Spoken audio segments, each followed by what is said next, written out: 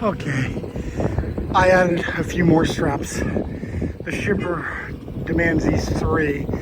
I added one over the tongue, added one there coming down, then I had a pair of them in an X come down under the trailer, and one coming from there down to the trailer. Picked up this load of trailers down in Texas. Before even picking up, I had already heard from my driver manager at Valley Transportation that they were going to more than likely deadhead me from just outside of Omaha, Nebraska, back to the Valley Yard in Grand Meadow, Minnesota. The way it sounds, this will be my last Stepdeck load with Valley Transportation. I have been driving with Valley for almost a year. Really good company. Really happy here, have a great driver manager, but apparently it's time for a change. So what am I going to be doing moving forward? Smash that subscribe button, drop a comment, just say hi, like the video.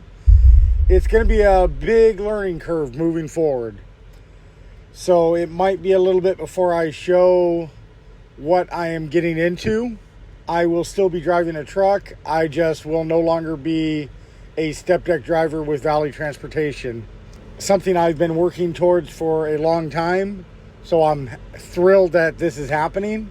It's going to be a lot of fun, but a lot to learn.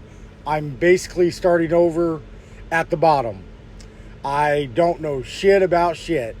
I am going to be learning as I go.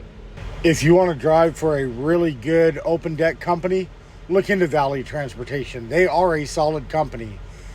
My last almost 1 year here, I've been happy. There's been a few little issues here and there, but nothing really major, nothing really worth talking about. Yeah, I get a little pissed off from time to time with some of the situations that have happened, but all in all, I am happy. They have been a really good company to drive for. Good equipment, good people, good loads. My driver manager would agree, I am not user friendly. I am hard on dispatchers. I've been driving a very long time and my patience for bullshit is pretty well non-existent.